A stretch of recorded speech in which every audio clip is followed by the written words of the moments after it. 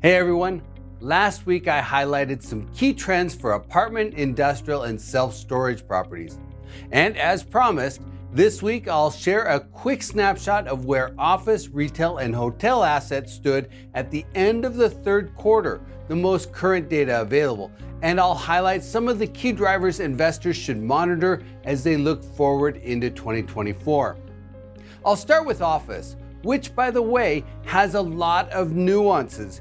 As everyone is well aware, the office sector has had a bumpy ride since the pandemic. Many office workers relocated to the suburbs or to entirely different cities during the health crisis, making many of them very reluctant to return to working at an office full-time. As a result, office space demand has structurally changed. At the end of 2019, prior to the pandemic, the office vacancy rate was 12.4%. As of the third quarter this year, the national average vacancy rate was 17.1%, up 110 basis points from the third quarter of 2022, and rents are basically flat. But when you cut under the surface, some really interesting information comes to light. First, the downtown vacancy rate is 19.1%, significantly higher than the 16.5% vacancy in the suburbs. Second, when you cut the office vacancy rate by the age of the property, offices built in the 1980s have a much higher vacancy rate, 20.7%, compared to newer properties built in the last 13 years, which have a vacancy rate of 11.4%. And third, the vacancy rate of properties larger than 250,000 square feet is 18.5% compared to a 15.4% vacancy of properties smaller than 250,000 square feet. When you blend these three segments, two extremes become apparent. The vacancy rate of large 250,000 square foot and larger urban office properties built in the 80s is about 25%. While the vacancy rate of smaller, newer office properties in the suburbs is just 10.9%. Looking forward, office properties still face headwinds. But watch the performance of smaller properties in the suburbs and in smaller cities. Those are the ones positioned to outperform. Now, I'll shift to another property type that faces a lot of misperceptions: retail.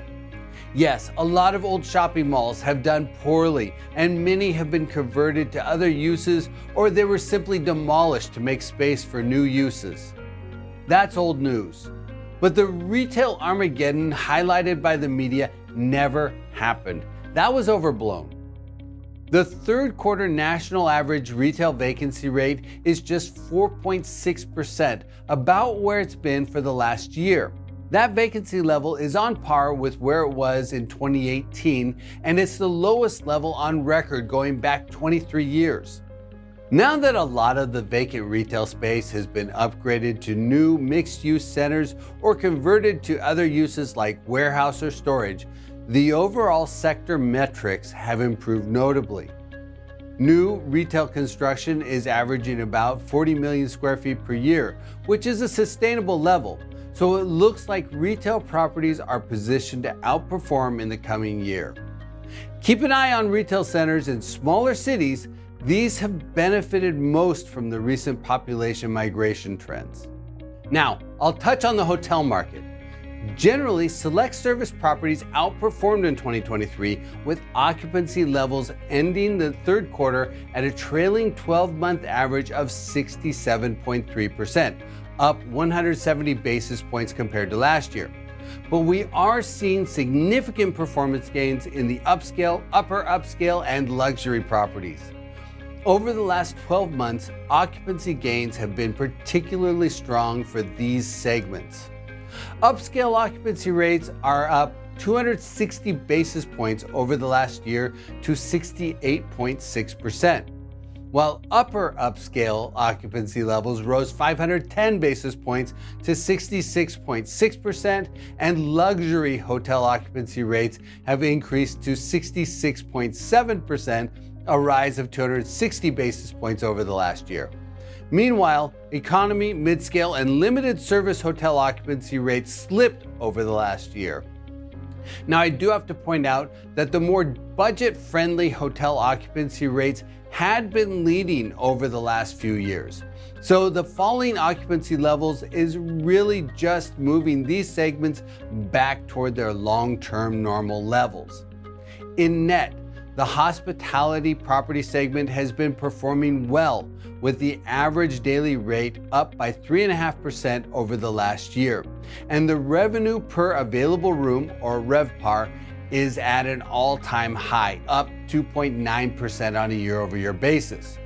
So while apartment and industrial properties have garnered a lot of investor attention over the last few years, retail and hotel performance has quietly gained momentum.